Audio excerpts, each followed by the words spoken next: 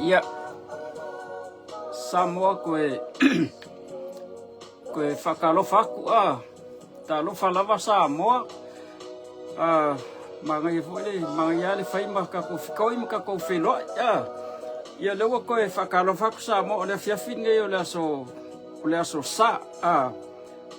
o le aso sa so sumal fa yungi i le lua fe lusu maleongo. You know, today is Sunday, the 14th of June, 2026. Kyo, you know, Nichio Videsio. Nichio Vidokachino Juyoka, Juyong Nichi, Nisen Nijiroku. Ole wa koe lua minguke o ngakalo le lima ile afiafia. It's 4:58 now here in Tokyo. It's 2 minutes to 5 in the evening. Yeah, lewa koe morning kai me fafso kai koe karosia sa mo manguia ka ko. O la so salinge masalo lewa ku o le fai ko uma ko nga yo le fiafi po uma fo ia savan vadinga ma le po nga upo ko o fai ko lo ku le fiafi wa le la ka le lima I kusangala ka le vai sa mo ia Famalo kula basa mo malole o mosai malole tauta ia poale pole fasa nga upusa mo yo ke falongo kule fa nga mai nga isi uso ia fa malo kula mosai malole soifua malole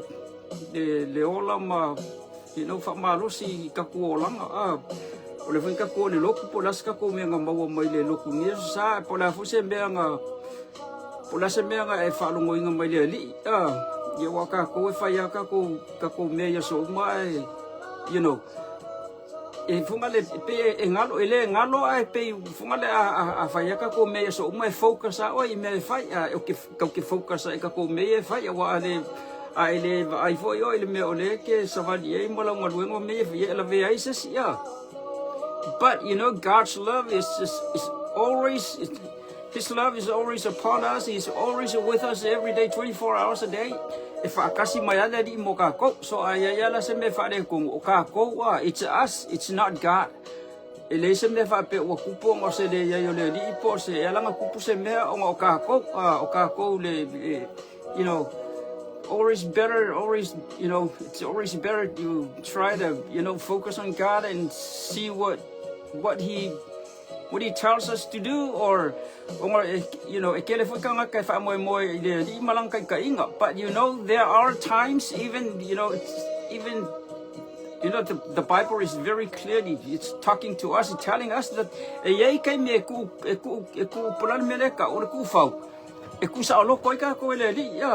pe ole nga ba kula la fakakainga disa super wa ile ke kapila fo le suwa ya wala ka ko sa mo kui le mes kui pe fafu ko fa ya mika pe ko mika mai piko ilumang ko kuela le nga le mele fa nga yele ko ngo foi ku male operator male driver umi iluma le me ke mi fa pe nga le ya Ekuwa o ke piko ilumai ai muli madeli so that's how I see God every day ekele o kai me ku mai a ole di o ke an ga muli mai le ikua ma vai po femele o ke a fai o femele o ke a o femele o ke o soi pole ala mele la fai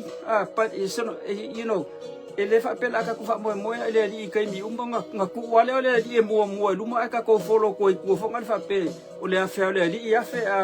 al kamakau al le ngavale a fe ko ele ele kai me sa wele di muli mai ku o ko iki luosa lau mika luosa le mamao le mela muli mai le di ma vai mai ya ka ko le ya ole al po fe ke a fe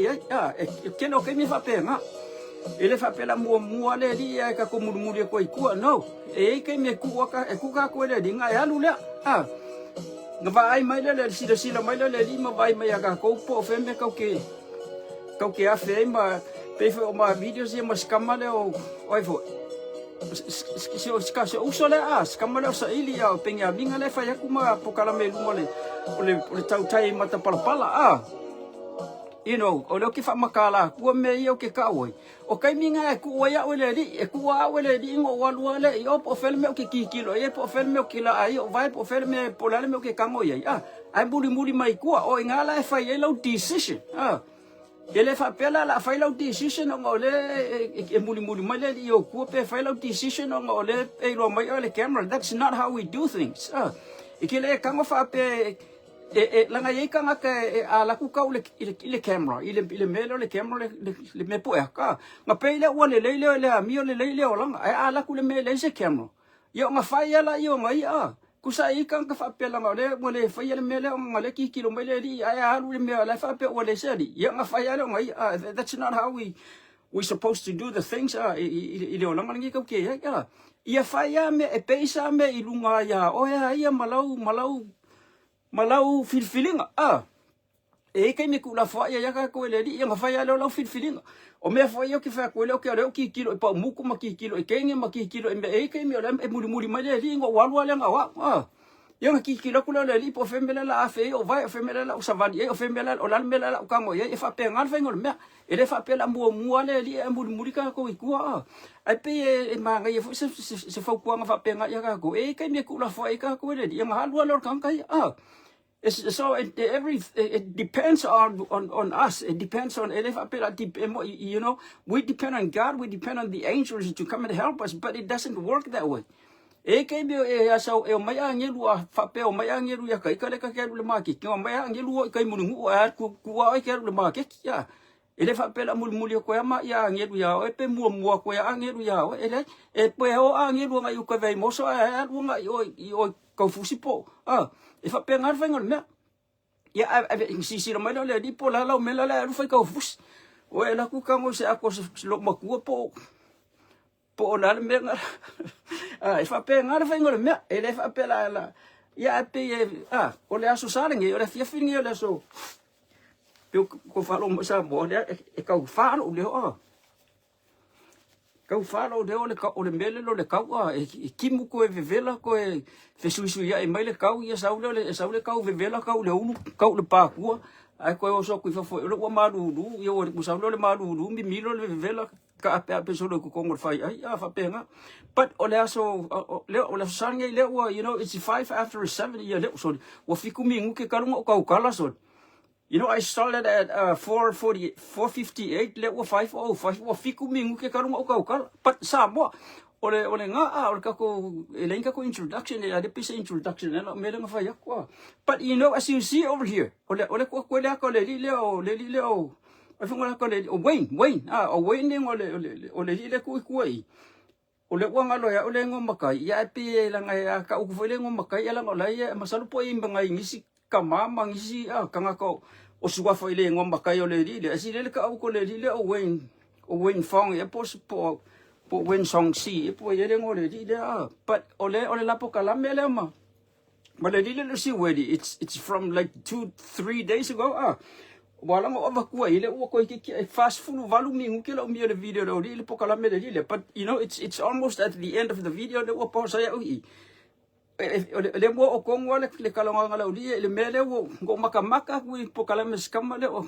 kulisi nga amai skama le kulisi le part le fa dia ko ile mele ko mo le le po ya nga kala ya fa ya ka ko ya ku fafo Pambai aku e supporta sele fast le fafo I fe enbe o ye lo kele ma bala mal mereka o mele dilia po se ngopa langi o se fale inga po se ngopa langi se hasa mereka o mele dilia o kele I mau aku but o le fale kala le dile I supporta sele fast le ka ku ngi fafo o le nga mai si kamale le ya tulisi ilanga po kala me le fo langa ko ka ko yanga ngi o le fo ya mai si kamale le o fui po o fiu Os kamala of fiu le mele no le ka on le mata le po la ka o po kala me ale dile le fu ko mes kamanga ye le fa pe lo wa so fi fa ya ku sa po kala me ko lungo le video le kala ngala o di but you know it's just gonna waste you know it's just I don't want to waste my time sharing you the whole thing langa le before dinga mo lo mo ko le kala me le di le so kanga ka ku le me le fa si le di le o si wedi le di ma kong ile o si wedi Yang fa ile po akala le lo e ma kong I ma ka le sia le sia di le ke le lopo ale ngo sa mo ko vai ma le media ole sa ma le media ole le mele le nga ai mafi olo mo winga ole la mo ke so vai po ya o di le nga ke ai le mele nge ye fai la nga me ai le fia ai sei ka ku le video so ka nga ka ku le video po afisi ba le o so se commercial so ele fai o te no ai pe au fuat foi le ye tu langa sisi nga fuare na ma tu nei sao tonga yes of course ai ora tu pene no te ma wa tu le paketti le ruolo di ma ruolo na pasi il fono par mele al che come le fuo e a milione e lima sarà waff ya a 5 milione le sa no te ta isa sai le fuo le o te no pe wa fai si sao fa tu pe a o le tele tato mafati angoro ya ile tu tau fio ya ole la fele kare le kungu o se vai pola le kare le kungu le fisidi mo le dile o si le fisidi mo la e sa fisidi o ke akui ya le fula ko ka kala ko se ka ku le ka o ele tu na fa ngale fa o tato temine pour le tato le ane me te fai o tato o ma a tato o tu no fel pa o tato me le e ma lo tato a tato o famis nonga ma lo tato wale nga alfa policy fai no men tele amere ele e fu si será di mas fu miliona o será di mas fu tala tu me fo uma me ele wa ma o no wa le mentality le lo fio ta to le wo e fai na ma ta to temi ye le wo ka ngo pasi ile me sa mo la nga le upi wo ka fa si o maku e ka o milo fo le me ke wa ngalo i wa o valole e o valon ba le o se fu do ka usang ya e umangi ya le fesili ya le kule kari o se o ngor le uangalo le fesili ya ale la fa ya ku ke uangalo ole ua ya ali ole ngor le dide o Wayne ole nga ole fa lo nga ku ka dinga ya o pe ole fa pe mai ole la ve mai pa lo ka po le malo mai le fa spe pula ya oele nga sa ku kong ekele ima lo ma se pa loka ekele ia lu fa sa su enga ekele ima lo ma se pa loka ekele ima lo ma se interview fo ngale pasinga nga ka yo ku kong ele ko sa oele nga ima lo ma me ka o le pa lang fo ngale le one by default ya one by default se si ku sa ka fo ngale la ku lungo le maya mo fiwa ku o ele sa le panga fa penga umal me nga ke le nga ima lo ma ya di wait usa o nga ke lewa sa ngi episa ma malo mai lo ngukui o nga langa nga wa e ko kongol pale mengi ma e o ku nga o langa nga malo fu kusa nga ela ku ele bole sa ulau panga ya wala le si me o ka fa malo fu o langa nga wa ela ya o nga le mera le o sa e ko mu le wa ko mu mai o wa vai la ye lo ka ngalo mela le nga mo ka fasi maku le o ka ngalo le but you know ole fa lo ku ilo kala le la ve mai o fesili le la ve mai ku per si singa fu ole 1.8 million le nga mai la auli pe nga mai le pandemia ia le 5 million nga fa ye le fu ia le la wa maku le fu ia sa fa pele ko ise me ko o ise fa se kala nga fu nga o ke ile fu ya ale mai lu po kala mele ko lu so ku mai le fu ale fa ye lu kala le o fa ye le pale mia ko fa le malo ma le mar ko mumu wa nga le ko mumu ko me lo ko le nga so le malo fu ai malo fu o mai si ambia ye ko fa kala mai ko fa me lo ko ato pun ma fa la vela le tulu ya ato le sa aole safari tu ole safa uma to ya mata tu mata ta rote kone me pite o silin mata o ole safa ta to ni po ole safa ta to ni samo ala fi sa pora si o mai fa o mai o fu ko pite so I ai ye fi a mai pasi a tu yo ya le na to fo ifa ya ma fa bel fa to na faya bele mo ki faya ko pena uma bele sa iwa ile fo ko fa longo ku ia le ke le longa ku le upa lang ile pe uma se upa lang ile ka umai le li po se ngo se me pe a sa mo po ye so so ngi ma se po se ngo se hotel po se ngo se menga fai po le ngo melenga ka umele le nga o ya ale la o le fa makalanga le ile mele le nga mai skamana kulisi male mele nga mai skamale le fa le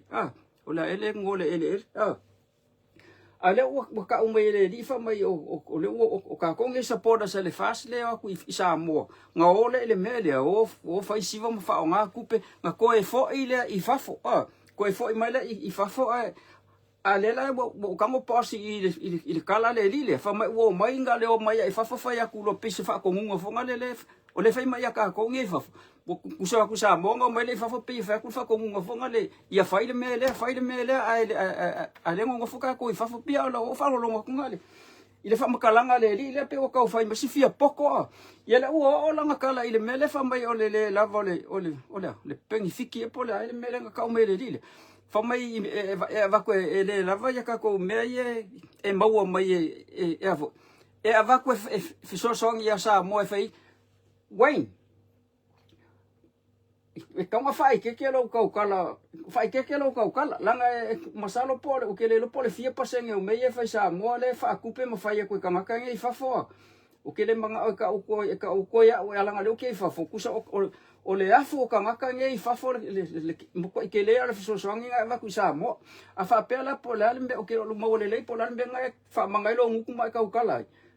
le wa fa pele se le ko fo sa mo fo sa mo I sa mo o ngai ai mako ai ngai sa mo ma o ke le ka o le se me la ka o le nga ko fu yo la le me fo sa mo o ke musula fa ya ku fa penga sa o kala e la nga le fa o le afu ka nga kala sa mo la ngu fu sa mo ma le afu ka kala fenga lo nga sa mo ma le afu ka nga ka ngai de ya o mai si e ko ke le ma ko le fa fo li wen nga ko fa mbanga le ma fa lo ngu la fa fenga fa mai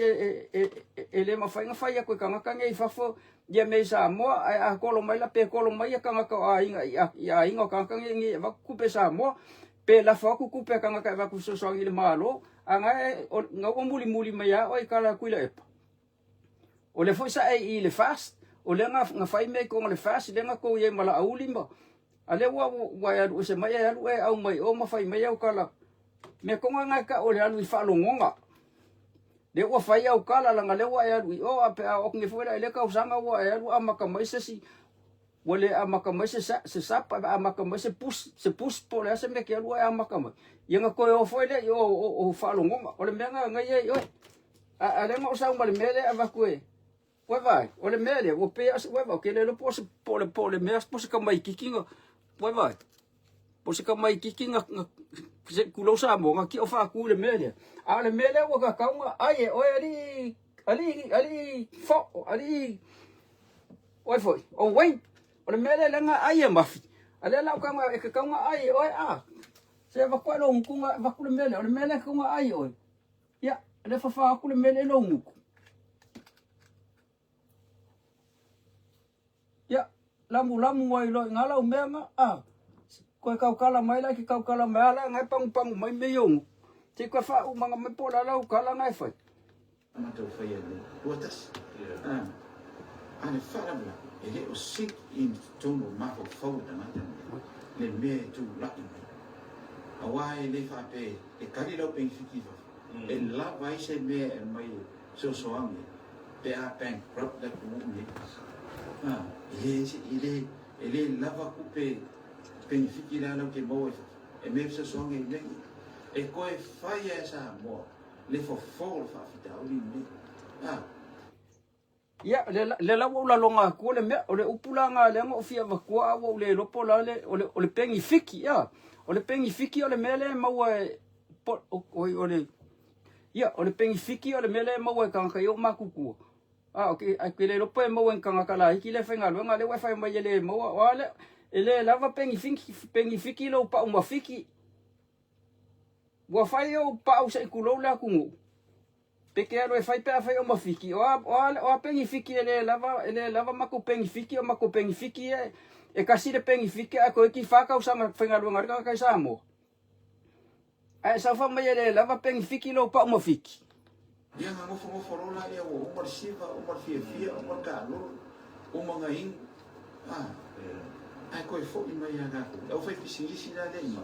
sa fa un ma ga o me na kako whaketa. Makako ka kalo ele ako. E fe so mai ia Samoa. Ele ku. Ya oile aku e ke kakalo ye. E kakalo ngi le o ko fai mai e corrupt le malo. A ko ke kakalo ile aku. Oile aku ko ke kakalo ye.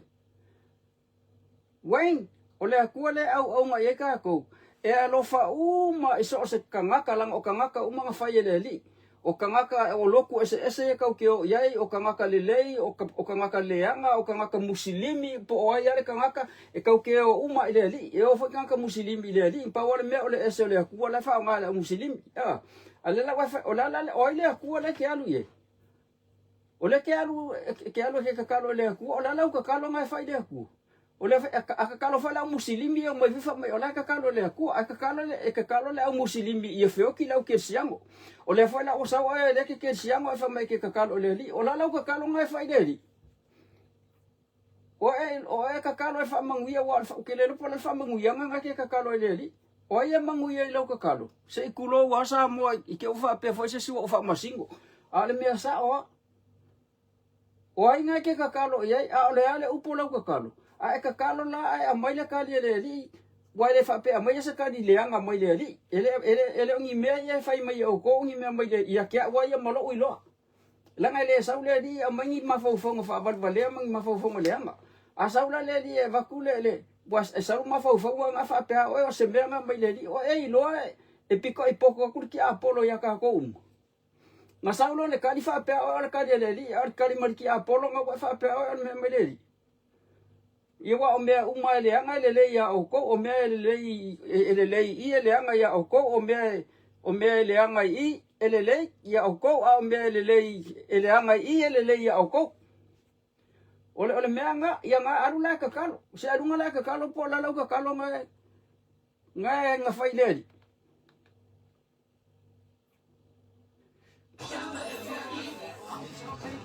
ya Samoa ole la fa umba la le ka ko video pe ka ko kala ngo se si mea langa nga ole pe wo le fie le di le wo fa ye o pa mo fik e alu e vai sanga pe alu e fa ye pa o po le fa ngole mea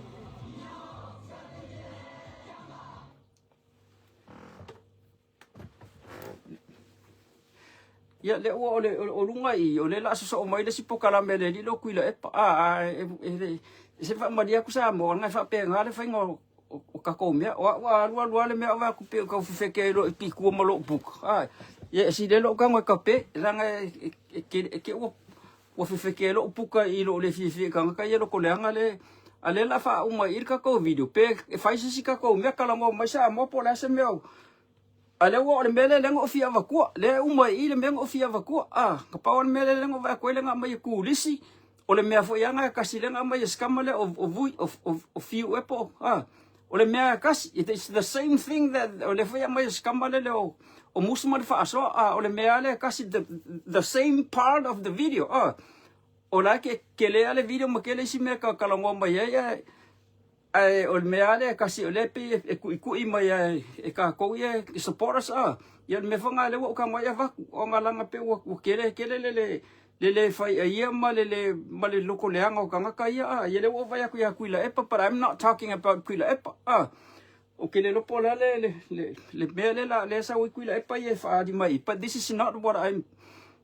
this is not what I came here to to share o le wo umakul mea nga kausia kwai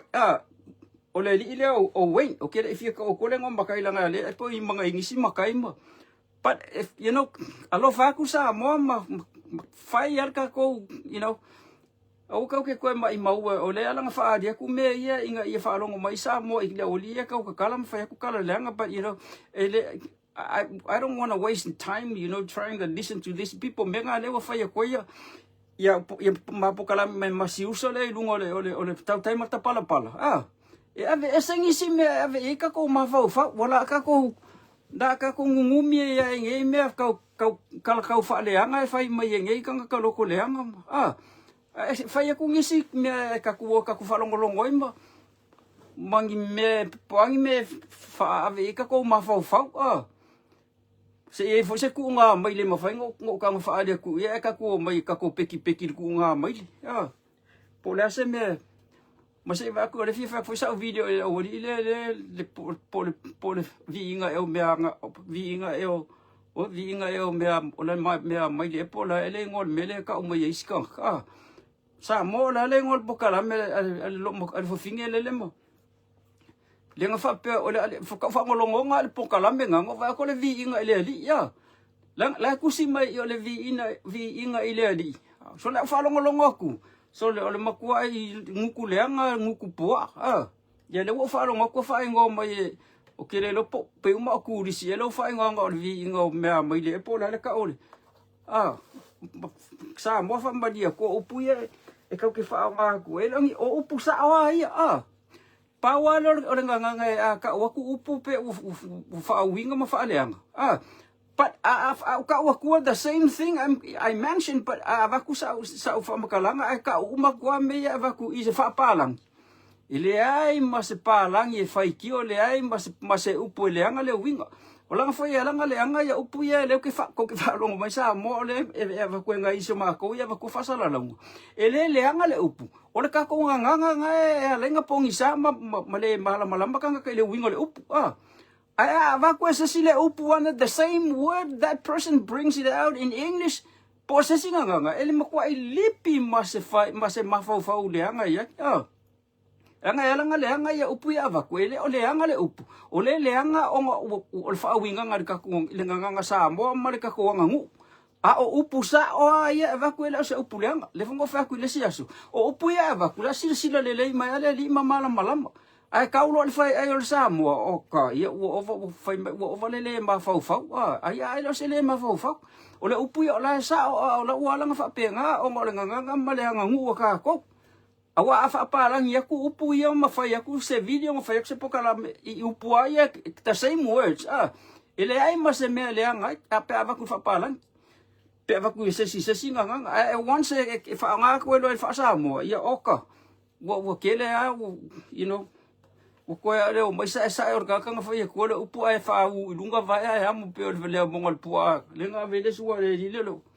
o kuila pa oi kuila epa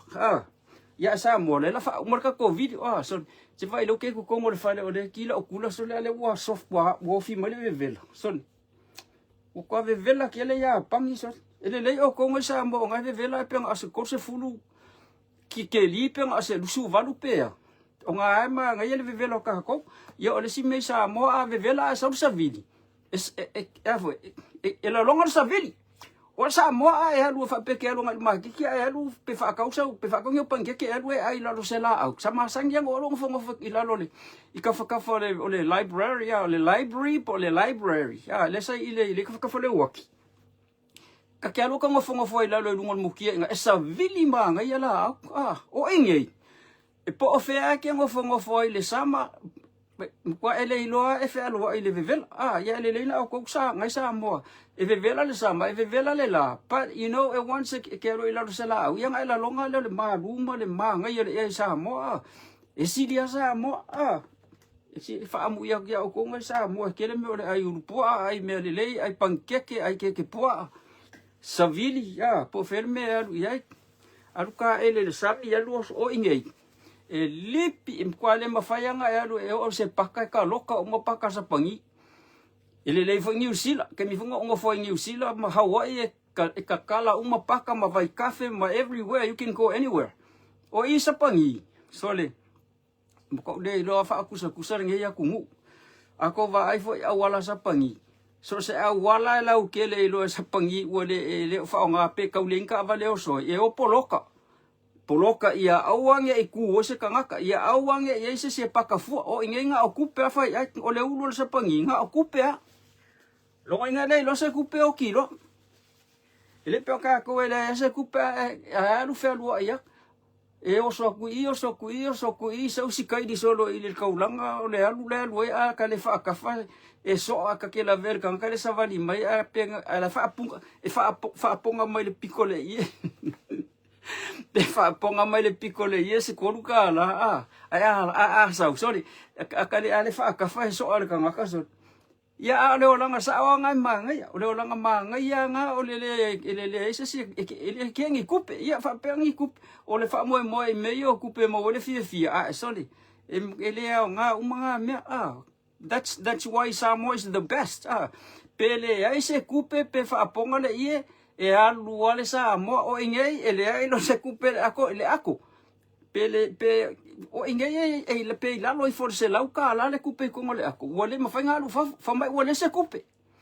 Ele pe o ka ko ngale kursu senge ole mele mafainga fa ka o se me ala la ele makiki. Yo. Kwa number 1 na Samoa. Amu ia o ko nga la le se kupe la o fia e se o ko fingele o lepa skengele o lepa fa mai o le fia le mea silia e la ama aka maka aka ke mi uma le se kupe vai mal palangi vai mal se pangi oi ai ele fo ide Samoa e aka Samoa aka e fiu palangi make pola le mela aka Samoa alanga aka o ka ko e kali o le mali malanga so se kala e fai se Samoa e kakawanga mali e fiu le palangi e fiu le sainga fiu le palangi fiu po se palangi Amerika po se palangi mai fele o ko ka fafau fa peso le pokang ka e pele anga u wa foi ngal fe aka ya o kako nga e fa ko se kala fa so le se foi ya ka o kulo mal me nga aka foi e le lo le palangi po la mele aka Samoa. But that's the spirit that the whole world needs. Mga umia umalelalo lang ya ko la nga le spirit le mo ka ko Samoa. Ole aka ikemi uma. I wish I can do that over here. Yo inge aka ko fa penga ke fa valvale. Fa pe ke vale o inge ke de vai o aka sa pangi. Nga le ulol sa pangi nga le kupe kusal sa pangi nga le fa nga umaya umala onga alu fainga duenga umalonga fainga duenga o kilo mal sa pangi ele ai masasi me ale fai o kelo fale anga ko sa pangi but that's life over here e alu strive umaganga ka ai ule yung viskel ka mai kiki wa ka ko ya ele fai ku sa Samoa ele ai masemeo me o yung o kanga ka umai yung viskel mai fai onga leo mai fai onga se ka o kuper fa ya e makwa ile ai mase upu yang upu fai ka ka yang nga mau mai ole yung vesike e fa nga ole ong ele ai mase me fa nga kusanga pa wala mere nga ngolo ya ole o ele ingilisi e fa nga e o no high school o kusa o me nga o mai le high school o me nga le fa nga o mai fa ya ong po ole ale pe fa ya onga yung vesike pe ole ngang malamba le mabua mai le nga kan high school. That's the level that we use. O isi me umay mamau me ma upu fainga kama. Sorry. O ngai mau ko sanga le ai bukale ya wa le se upu fainga o le upu fainga ka la ka o ka maki. O fesa me ole maka upu le ke teaching e o ka o se upu fainga ka. So umala le high school yo la le simia. O ingai le sa pangi. Ela ngo inge sa pangi fa mo le level le mali yung veske so elo ngol ya ekele mo wala sa ngol pa ela ku le o va ku pe pa yang le yung veske po la sa yung veske o ka ko yung Samoa e umalo le high school o so lo inge o ele ave pasi ele ave pasi po pumping sing e kakawa nga ela ku fa lau interview mo ku si pasi le yung veske.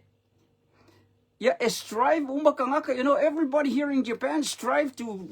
have their kids finish their university. Alanga fu ya yan gadwanga ang papinga umalbenga ya wanga kuila epama. And they strive to get the mayong kusipasi kila fale nga kursa suka kuya yung vesike. Do the best you can. Alwe kwai failo ngadwanga mayo kusipasi para I'm not talking about you alanga ole fa yakula ukala ile me sawa the real thing. The me kupu. Ka ko ye fa ya onga. Se sawa se fa ya onga ka umaya upo hangi upu fa nga ka o eka o ka maki. Nothing. O upu fa nga ka umaya nga mawo mayong vesike mangisi upu fa nga ka o lo. Ele ai masem okele lo po fe o maka upu ya ki teaching ika maki ola eka o sa upu fa ngaka. Ko kai mi umba yung fa ya fa pe sir. O e ngi mea nga o ngai mangi mea nga o ale ele ai mase me ele ai mase alo se maka upu e sa fa pe fa pe wa nga ngo kusika mai kiki aka o kusa upu fa ngaka it's useless apa war me al fa maro se ki o ko le o university fa maro si do the best you can so that you can ke pasiro university ma mai o kusi pase fa ero nga luenga ma le fo e apa once ke la kula ki fa nga luenga ya ele ai mas kere lo po fe ki fa nga ia upunga nga ya nga se vanga nga wa elo ia pe ke fo mai kusa o kanga ka ia lo ki fa nga upu fa ngaka o le lo ia mal fo mai ia se upu kanga ka o mai fa nga luenga o ofisa po le po presko fa longo sa si Trump o ko fa longo mai le English Trump it le nothing ele ai mas se upu fa ngaka fa nga mai Trump o kanga ka piko ngumela kasi lalo lang ia ko ai angangu mai Trump o ngangu em ko malam yo ilalo le elementary po le vasanga ko malam ko ya le wo mai ka lo ngai le me o ngalanga ya sko inga le ke lo fa sko inga le ai le o le wo le fa lo ngok sekal i wa ki fa lo ngolo ikala ya o so fu mo lo fa di ai le lo ki lo ko la mai so ka mo so lo sa o me la la ve ko mo sko inga le so ku le pa se fa ku lo ko le wo le lo nga ku sa ka ese solo ese meia nga ayele lilo o we ya ole okay kuwa esko ingale ole ki alo fa sko ingale o manga yala pe o ki kilo sko ingale o ka ukala u ila longo le wa ka fa longo le ka fa lilo but Samoa le la fa umarka ko video it's 5:34 now le wa afai kula ko kalunga fa ka ko video le la fa umai ya masalo pe ko fa ya kuska ko video i fa maka mereka ko mata pala o ingale mata pala fa ya ko isi ka ko videos ma fa ya ko isi ka ko kana skele yang paulo ka ko mele va kunia fi Samoa alo fa ku love you all po ya alo fa ku Samoa o la se ko ki ku la po sa musika so le fa fa ko lo oi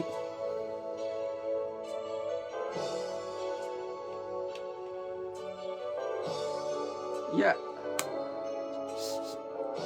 porque le lo po le vai ale